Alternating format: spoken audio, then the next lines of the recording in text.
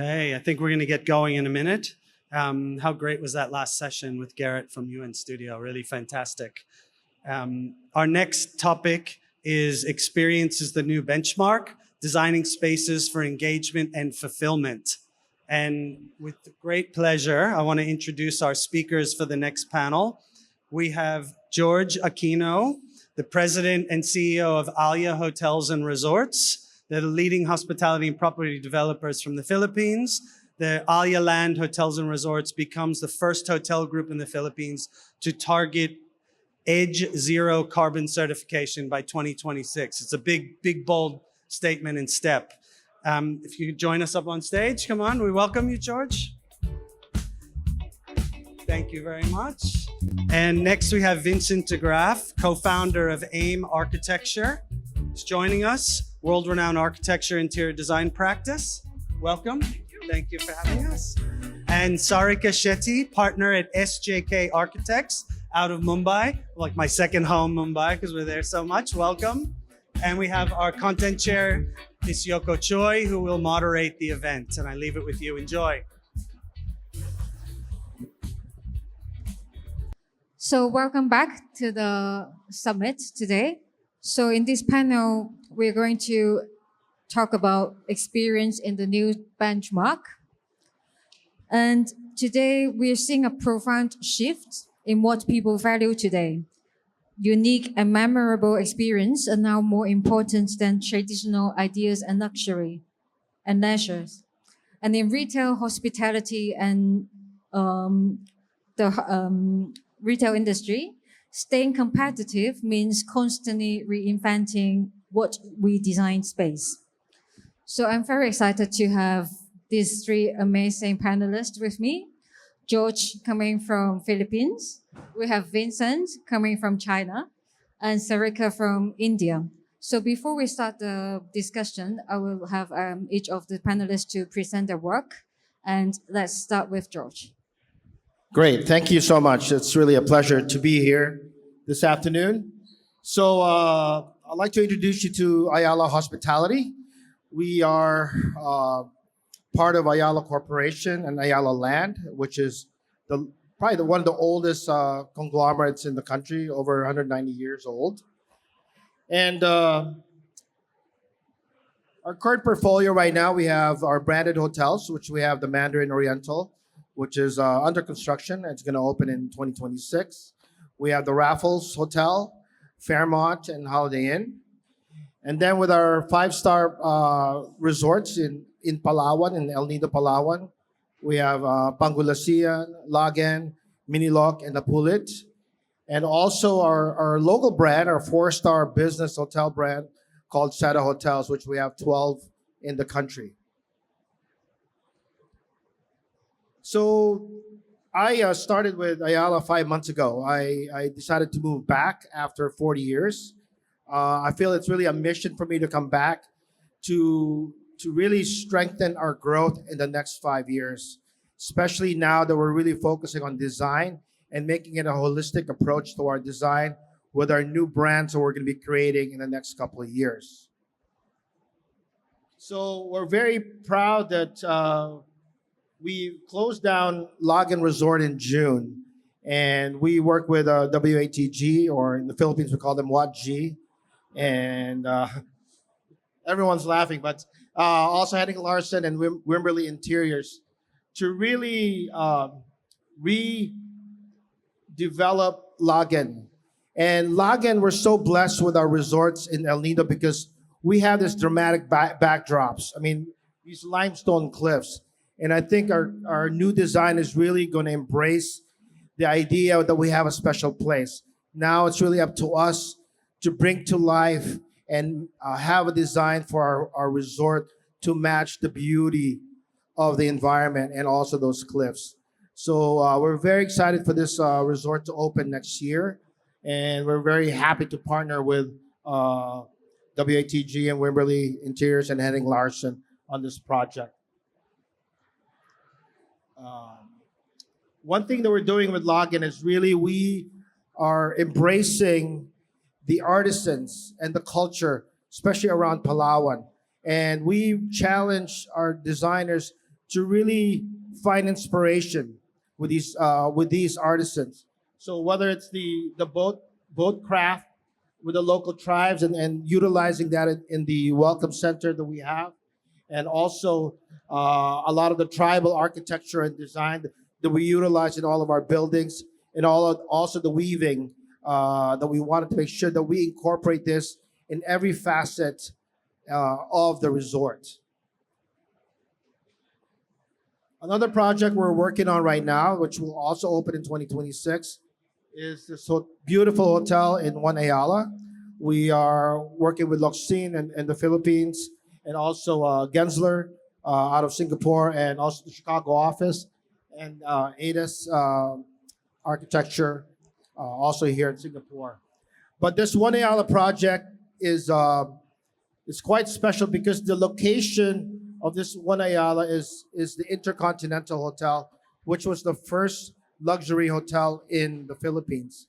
And with that, we are trying to bring back some of the memories and the glamour of Philippines. And back in the 70s when the Intercon opened, the hotel lobbies in the Philippines were like the epicenter of culture. This is a place to be. And that's what we want to bring back with this new design, with this project in One Ayala. And we're very excited for this thing to open. As you can see here, we just really want to bring back the glamour. In the last probably 20 years, people in Manila have been going to the restaurants and other places, and we've kind of lost that desire to go to the hotels as a place to be. So we've challenged our designers to come up with spaces that would encourage people to go back to the hotels as the place to be seen in the country. And lastly, also in 2026, we are going to open the Mandarin Oriental. As you know, for the longest time, we had the Mandarin Oriental in Manila, and we closed it down. And finally, after years and COVID in between, we're very happy to bring back the Mandarin Oriental, and working with our partners with Blink, SOM in the Philippines. And also, one of the things that we wanted to introduce here is really creating a space of tranquility, an oasis in the middle of all the traffic in Manila. So it's a place that's serene and really embracing the elements with this. So with these three projects, this is probably just the beginning of what we plan to do. But we have quite a lot more projects, especially in the lifestyle segment, that we want to bring back to the Philippines in the next 5 years. Thank you. Over to you, Vincent. Thank you very much. Hello, I'm Vincent. I run this studio called AIM Architecture that I founded together with Wendy in 2005 in Shanghai. Currently, it's in Shanghai. It's not only in Shanghai, it's also in Europe. It's also a little bit in the States, but our headquarters is really Shanghai. What do? We create theaters for life. So we design spaces, we use material, but it's not about the material. It's about the life that we create in and around our buildings. That's how our studio looks like, me with less gray hair. We are Interior Designer of the Year by the Zine in China, which we're very proud of. Our purpose is, I think, maybe become clearer and clearer as we go along in our work. So we want to create positive impact on city. And that sounds very, a thing like, okay, everybody wants to create positive impact on cities. But we really try to open up our projects towards the city community. And I'll try to show a couple of projects where we do that. We say bold, refined, unexpected. That's a little bit our design motto. So that means it needs to be powerful, it needs to be refined, and it needs to be memorable or unexpected. There is also, of course, inspiring, honest, sustainable. Sustainability is a stronger and stronger factor in our work. And I think that in our design philosophy, you'll find back that there's a lot of keys towards sustainability. This is a project in Shanghai in a small but famous street, and our client asked us to turn this building into a cosmetic store. And we thought, how can we contribute to the city? That is what the building used to be. Not a very special building, but it had an amazing bar in there, and that bar collected a very interesting audience. And so we went ahead and we convinced our clients to keep the bar, to take out the ground floor of that building, and to just do the shop upstairs. And why is that? Is because we want to create that community, and actually that community has become the facade of that store. If you go there, you'll actually all the time see activity, see people. Sometimes people are just sitting there with their dogs. On a Saturday afternoon, you can't move how many people are in this place. And then, of course, it's not just about the community. There's always matter.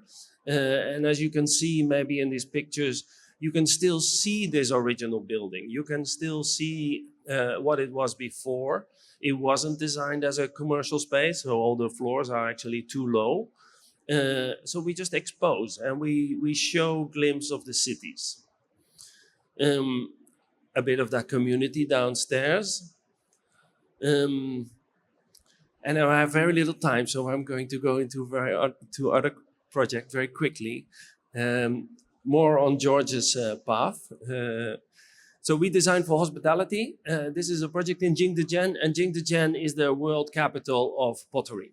So this is the place where pottery was invented, where all the emperors used to make their beautiful crockery. The building is by David Chipperfield, not by us. Very beautiful building, a stack that refers to the kiln. It's a matter of when we do the interior design for that, and the interior design talks about the journey of the pottery. And that journey, you can show or that journey through the different phases of pottery making. You can show it through the different signs of history where it goes through. And the way it's set out in the building is that we chose different areas of the building to dedicate to different techniques and different forms. The origin, so you arrive in that hotel. That hotel is brick naturally. When we found it, when we got it, it was completely concrete on the inside. So we first finished Mr. Chipperfield's building, adding the bricks, and then in that we implanted these signs or these traces of this ceramics journey. You see sort of like molds, you see colors, different techniques. They invented this beautiful see-through porcelain, which we then use for the ballroom. This blue is Delft blue, but it's also Lisbon blue. That cobalt kind of like goes throughout the property. And when you come to the rooms are more sort of like recluse. They're more atelier-like. They're not glazed. They're not finished. They are sort of like, yes, we're going high speed. This is another project in Changzhou. It's another retailer, and the beauty about this project is it's 4 different oil drums. Is that it's an opportunity to generate something in a park, to generate activity in a park of a city that is not very famous, is big but not much to do. And you find this kind of opportunity to work with these magnificent sort of like existing structures.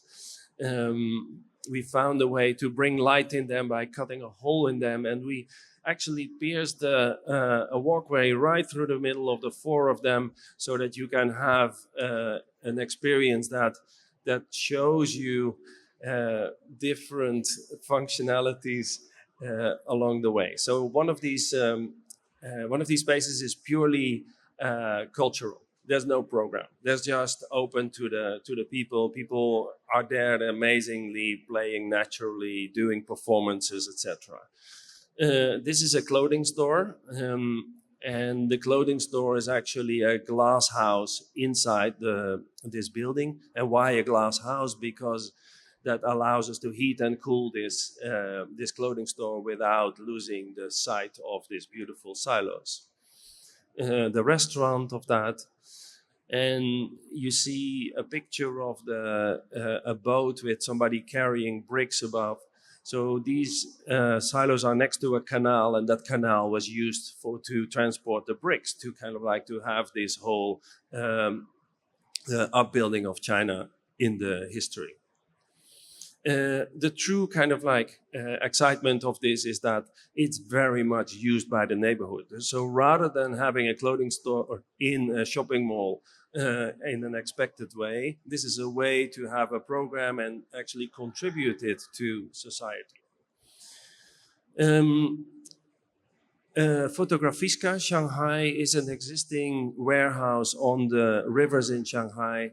That warehouse is beautiful. It has traces of the time. It has the history, and we kind of like use these traces of history as the decoration of the building. So you have these beautiful walkways, these very calm walkways that were used for people to carry heavy things upstairs. And as it is a photo gallery, you start to kind of play with how moments and lighting for photos. We opened up the ground floor towards the street, so that's a continuous theme in our work, that we try to kind of like engage with the world that's around it. And then throughout the building, you have different places for photo exhibitions, for events. You have restaurants, you have bars. And why is this so cool is because you kind of like generate a community that revolves around art and around the history of the city. Thank you. Great. Thank you, Vincent. Over to you, Sarika.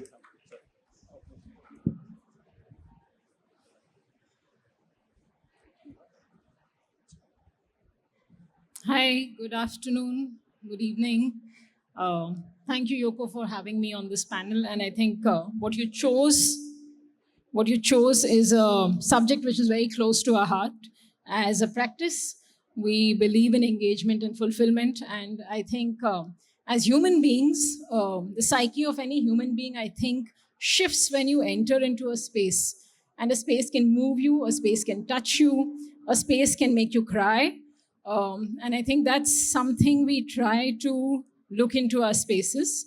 And I felt this is what the new benchmark needs to be in design, where you're actually being moved by spaces. We are a practice based out of Mumbai in India. We are a largely women-led practice. We are 4 of us who are running this practice, and we are about 40 of us together, collectively creating across the country.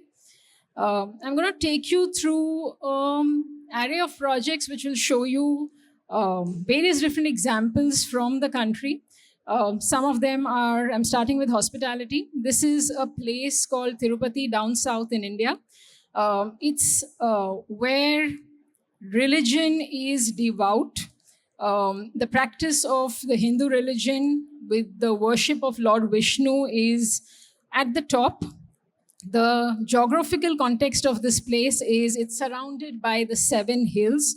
You look around 360 degrees, it is the hills.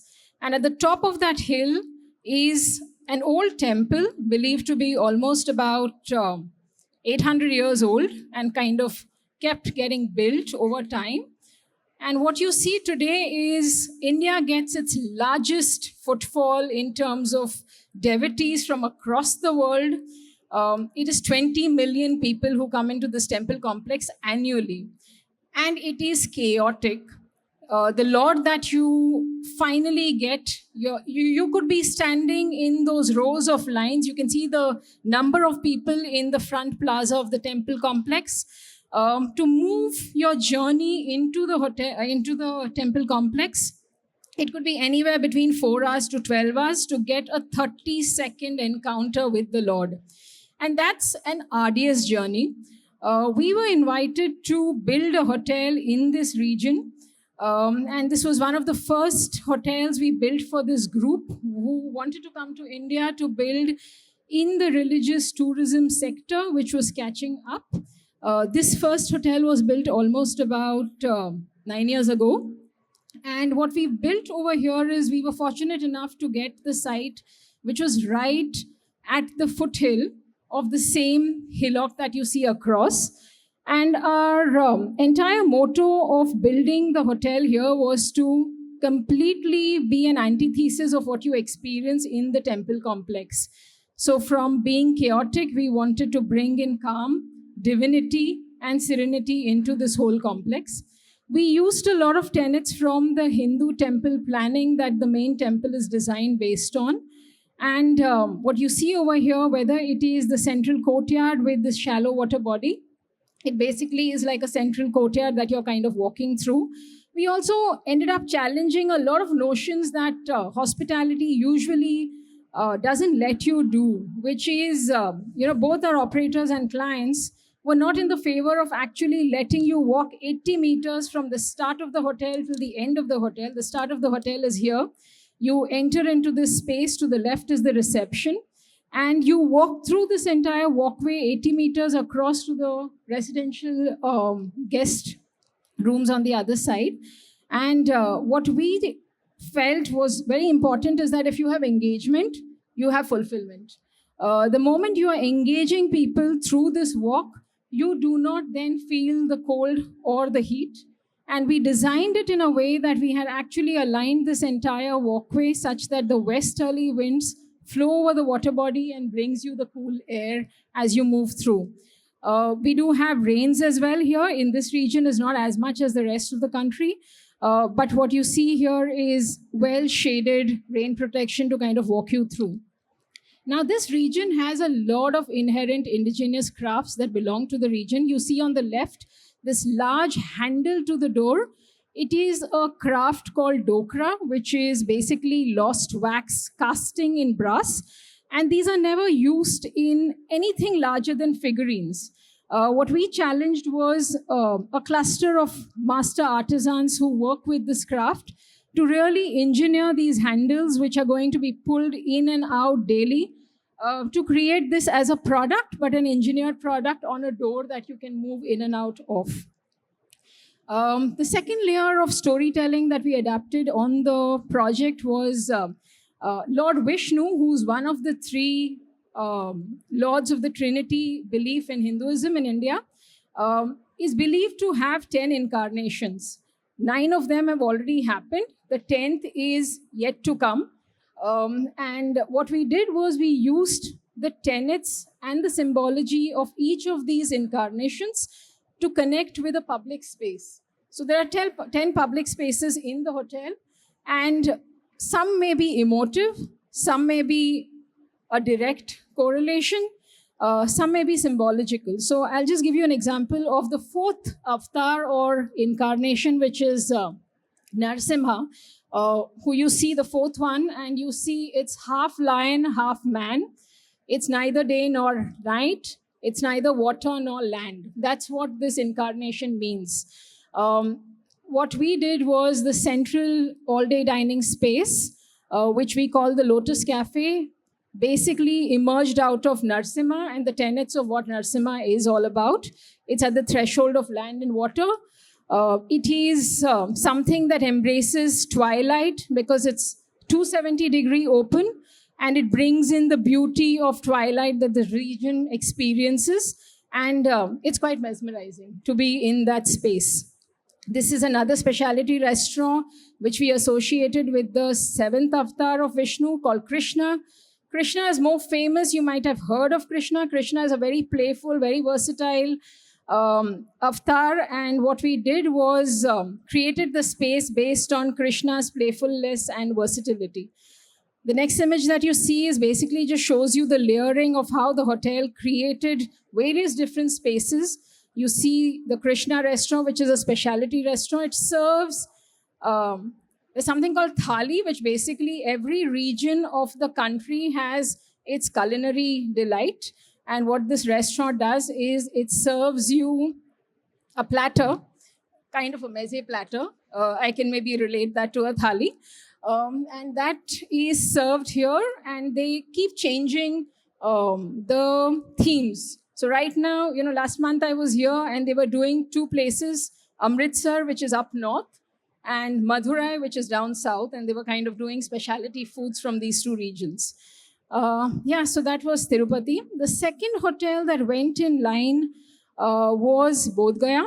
Tirupati is about 121 keys, more of an urban hotel, a very tight complex, which was 3.25 acre and 121 keys, while Bodh Gaya is a resort property. The practice of religion in Bodh Gaya is absolutely opposite to what you see in Tirupati. Tirupati is absolutely ritualistic, while Bodh Gaya is steeped in divinity and serenity. Bodh Gaya is a place where Buddha attained nirvana. So this is a place which is from 3rd BC. The temple did emerge. This on the left to the, on my left to your right. On my right, this side is the Mahabodhi temple. Our hotel complex is about 3.5 kilometers away from the Mahabodhi temple. And the site is in the deep villages of this region. Bodh Gaya is in a state called Patna in India. Patna is an emerging state. Right now, a lot of things are happening in Patna in India. It was the seat of education and the Magad kingdom back in the days. The Nalanda University, if you all have heard about, is in Patna. And religion is practiced in a very different way. So this was the site, roughly about 5 acres of land. What we attempted to do was, and if you see on the right and the bottom of the site plan, there are a lot of little villages. We were very conscious that this particular hotel, of course, is highly sustainable in terms of its material choices, in terms of what we've done with the water conservation. It is high on the top right corner and it's low at the bottom left corner. We conserved all the water and brought all the water into a collection pond. The public spaces are at the bottom and the private spaces are on the top. That's as soon as you enter into the lobby, you see this large courtyard. And on either sides of the courtyard are these walkways that take you into various different public spaces. This is the guest block, which has these long linear water body. It is like a stepwell. I'll just leave you with a video and then move on to other projects.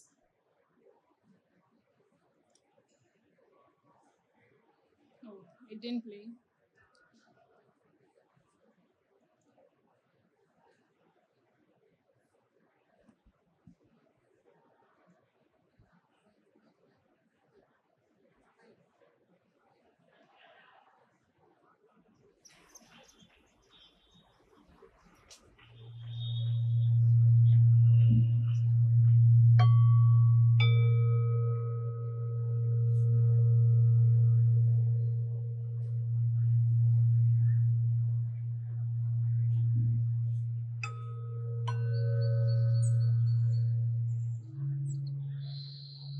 So a lot of the architecture over here is inspired from the old temples. And brick is something that you see in this region very apparently. So we did use it as a memory in the inside, but the outside is something we wanted very serene. So what you see is these cobbled arches, archways, simply plastered. And that's the central courtyard. You have the cafe on one side, you have the pool on the other side, the banquet on one side, the spa on the other side. And there's this beautiful play of light and shadow that you see through the day, through these keyhole windows that we adopted as one of the vocabularies that you see very apparently in the region. This is the restaurant. That's the main entrance lobby that you look into the courtyard and beyond that into the guest room.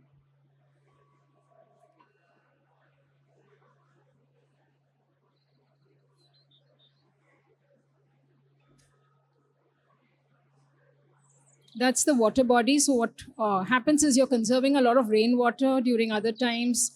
It just evaporates and the steps open up. And we've seen monks literally meditating around those steps. And the space completely transforms in the night.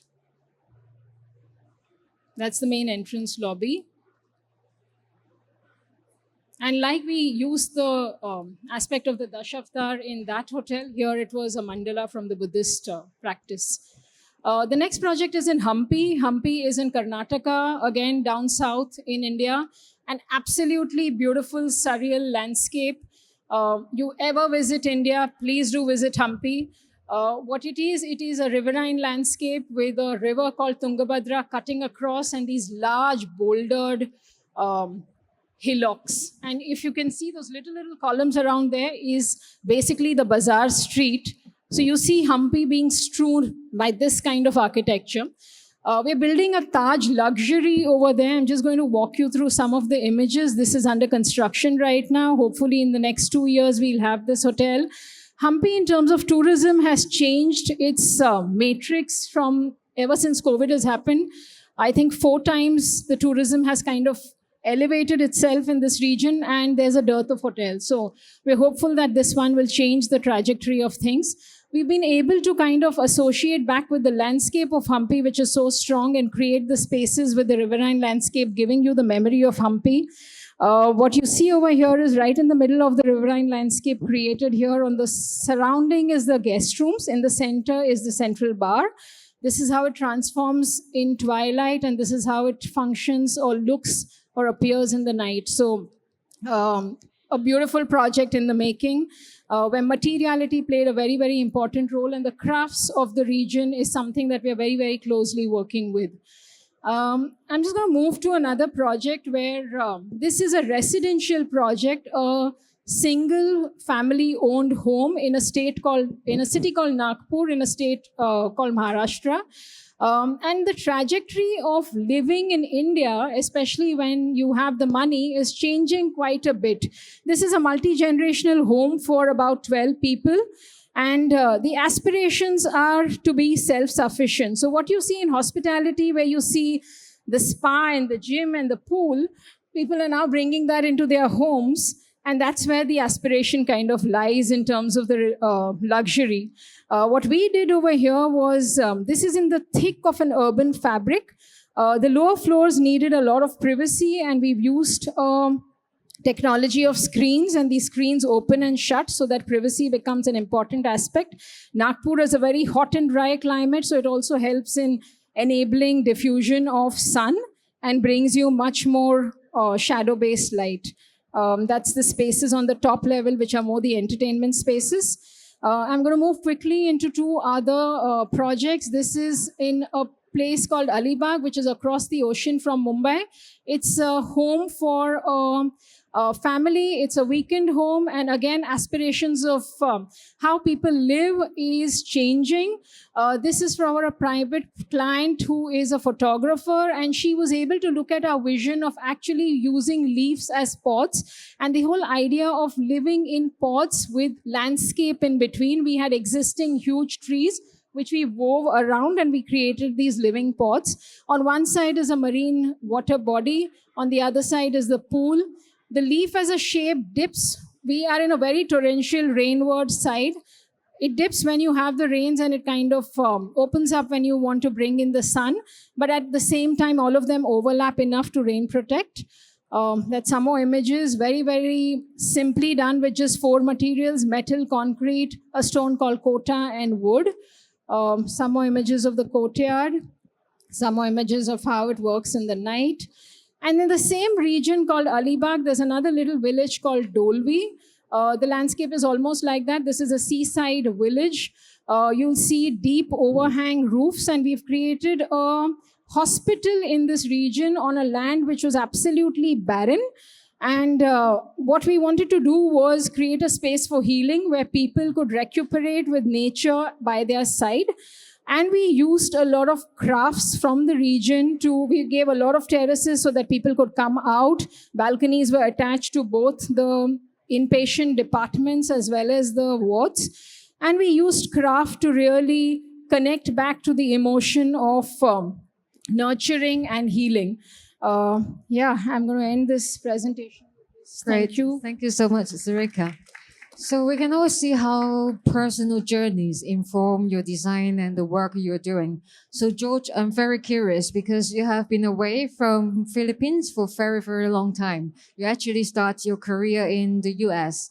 Why did you select this time to go back to Philippines to work in the hospitality sector? What's your observation or what's your vision around that? Well, thank you for asking this question. You know, I was really set to fade into retirement in the U.S. after 40 years of working there. But I felt I needed one more thing to do. There's a missing piece in the puzzle. And I go back to the 90s when I was offered a job to open a resort for an international hotel company in the Philippines. And I was offered that job, full package. But when they found out that I was still a Filipino citizen, they completely reduced my package, cut my salary in half.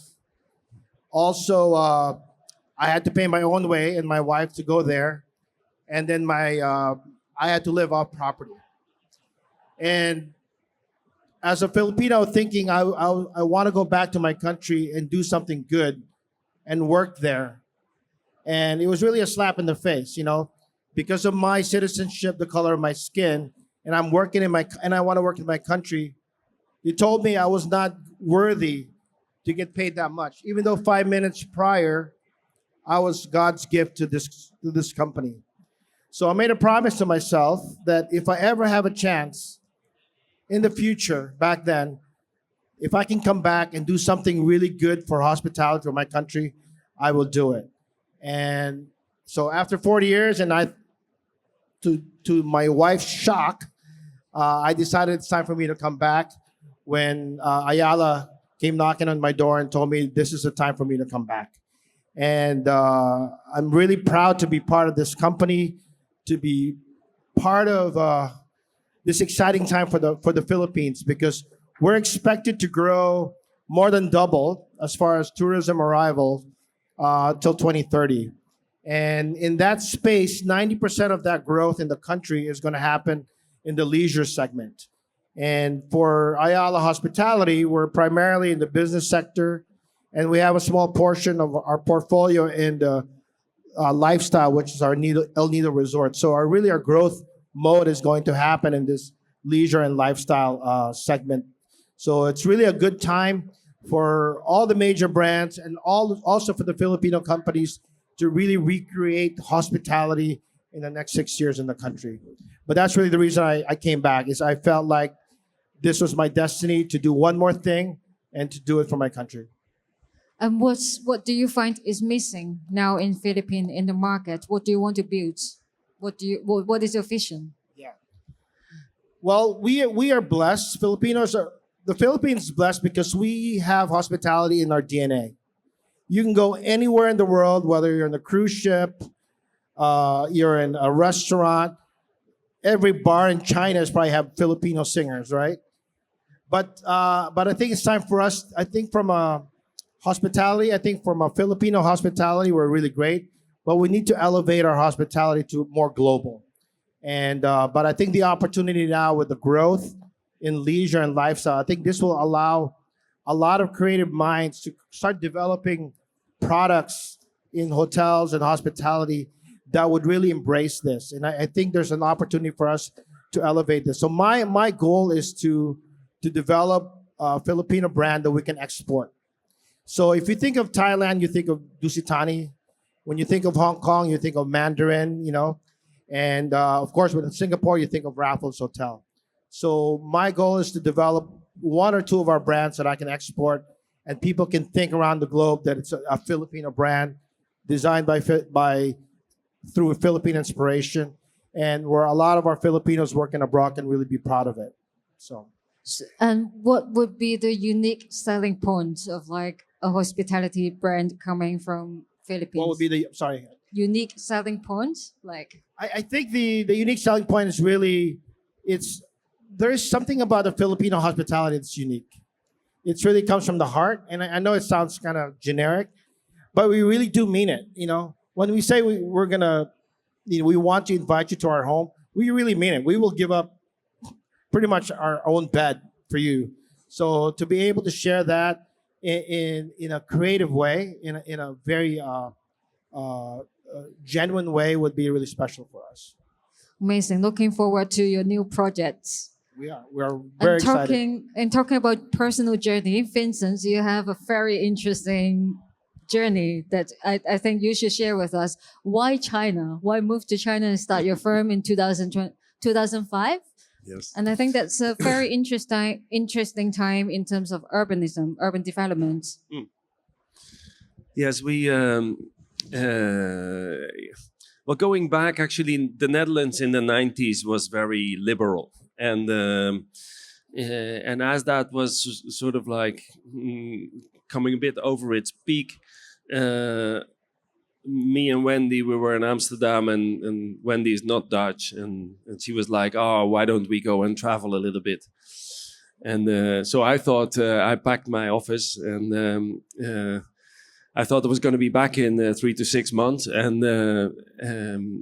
but then we arrived in China, and we were like, "Oh, there's such a great energy here. There's such a boom to move forward." And we didn't have a plan to start a company, to be honest. We thought it was interesting to go and work somewhere to understand the culture a little bit deeper. So we did that. But very soon we thought but actually these companies are not really good, and it's all about quantity. And actually what we want to do is more about quality. So then we started our firm, and then all that happened.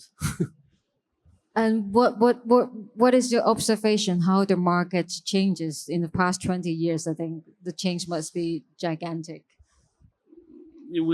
China is a very fast-changing country, so every 3 years is a new episode in Shanghai. So when it started, it was the raw energy of oh, China is going to happen, and there's a lot of experimentation and very open, and a lot of people that come.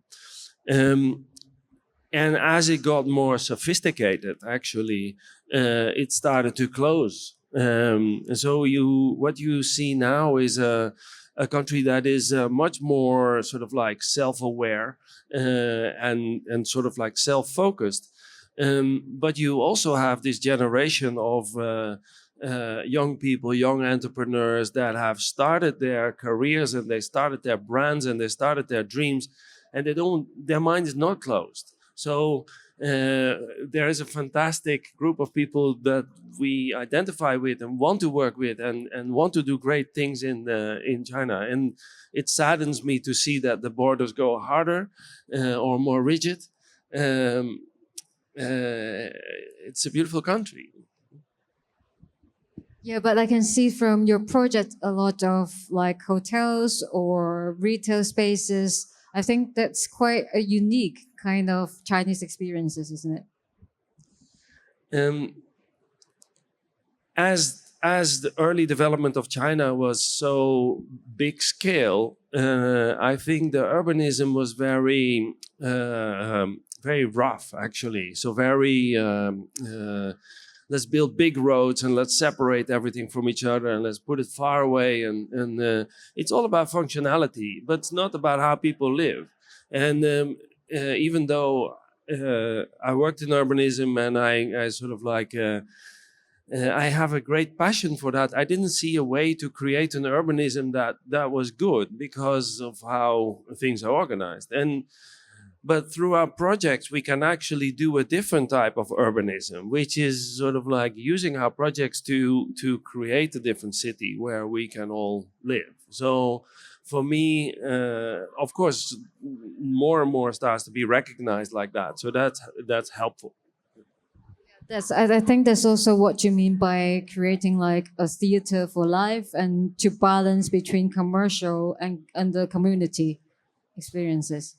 Yes, a city is an interior, and so we live in the city. The city is like our home. So we create theaters for life. That means we create surroundings or buildings or interiors around the experiences that we cater. In that way, we say theaters for life. And George, how do you balance between commercial and innovation and creativity? Well, in business, I think creativity and innovation really are intertwined. With the creativity, we have to come up with solutions, and I think it gives us a unique perspective on how to look at things. And innovation is really up to us to how to make this baby real. How to make it happen. So I want our team to think of creativity not just like the art form, but really a different way, a different lens of looking at opportunities and problems and coming up with solutions that we can take long term and solve bigger problems. And talking about balances, Sarika, from your project, I can see you achieve great balance between man and nature, between sun and night, and shadow and luminism. So how do you impose so much spirituality in your spaces and give people this very special and unique and religious experience? Yeah, I think as people, nature is something that we feel deeply connected to. And looking at the cultural landscape of India, you'll see that culture has kind of evolved around nature. So they both are intertwined in the way that nature and culture kind of feed into each other. For us, most of these projects are, in a way, a manner in which we tell stories, and a way in which we're able to bring in the cultural ethos into space. A lot of us as Indians won't know these stories, which might be deeply steeped into mythology. Some may be very highly ritualistic, some may be very highly spiritual.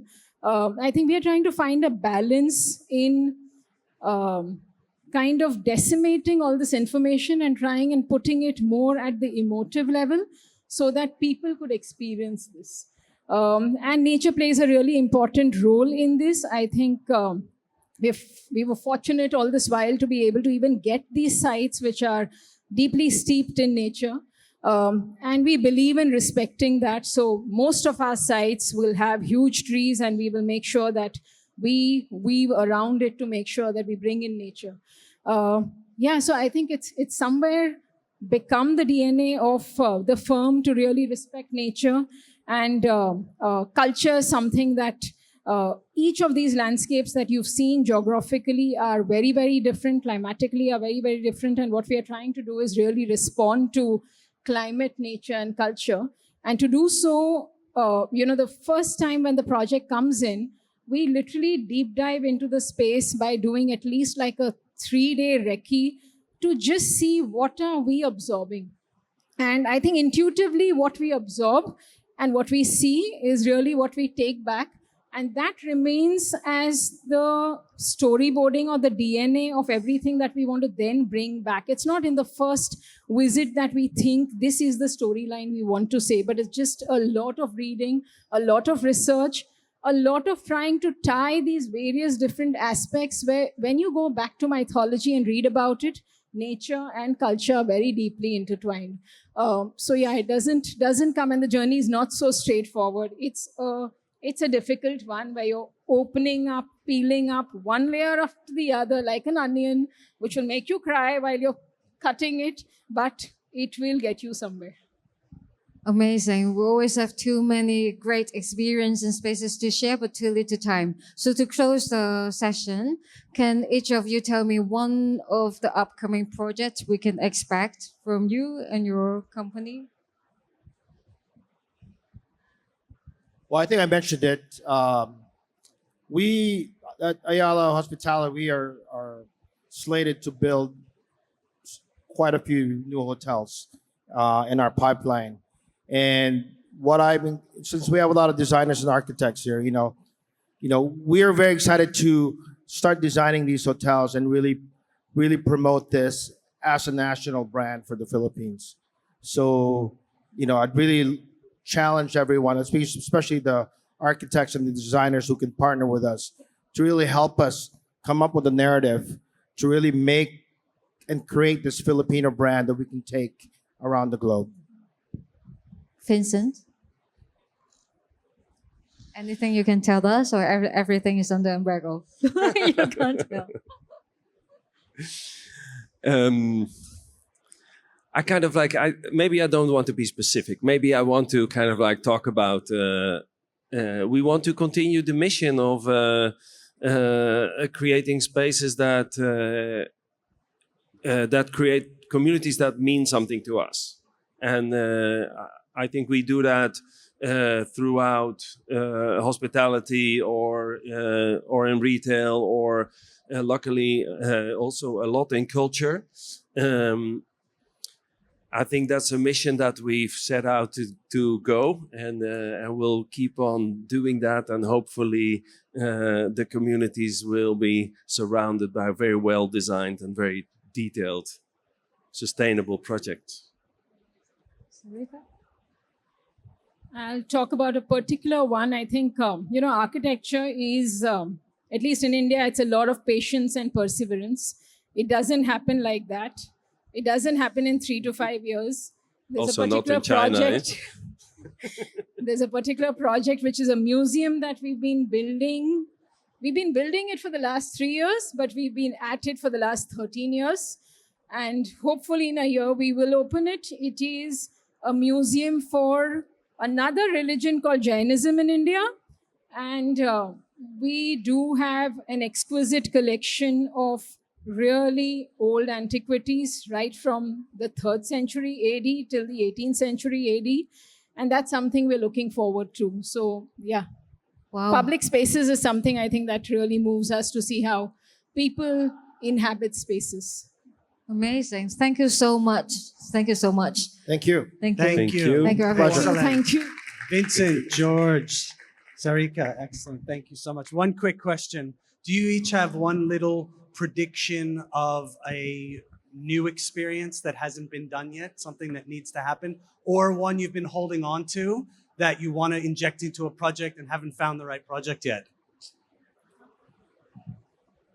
Well, AI is definitely going to be a big part of it, right? So that's a given. I think being in Asia, if there's one thing I would like to share with, at least to challenge our designers, is to come up with, like especially in the Philippines, we come up with these spaces in hospitality that only works when the weather is beautiful, right? When it's sunny. But half the time it's raining or it's too hot.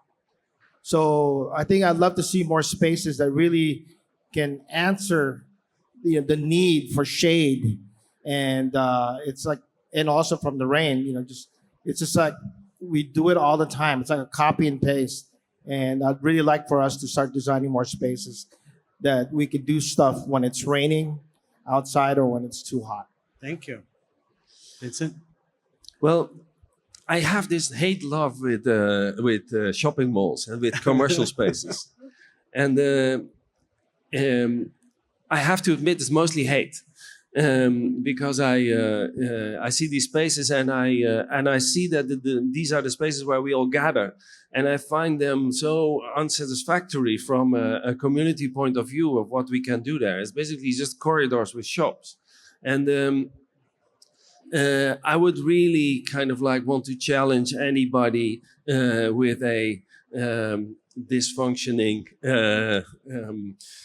mall to kind of give us an opportunity to really do something else. Next gen retail, Are you nice. sure it's not your wife spending in the malls that you're worried about? I won't comment on that one. Sarika? I think for me particularly, there's, again, when it comes to public spaces, the way public uses a space is something which is very important. And in India, there are dearth of spaces that you can be invited into, which is, how do you bring private spaces to become public and allow for public to come into private spaces, whether it's a commercial office that opens up its ground floor to the public as a beautiful garden, and allows for a lot of interaction to happen within that space. I'd like to see a lot of that.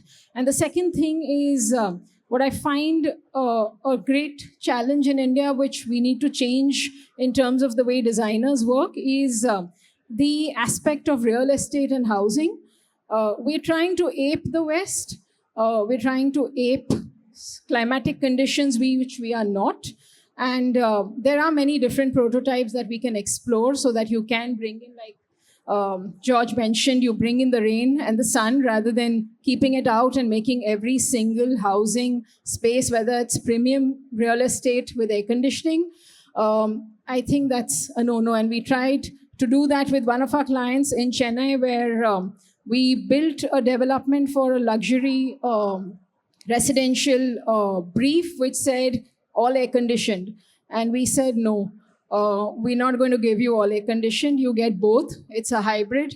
We're allowing the winds to flow through, and it's the choice of the people who will stay there. And it changes the psyche of people the moment you kind of give them a choice. Yeah. Oh, thank you. And thank you, Yoko, for sharing.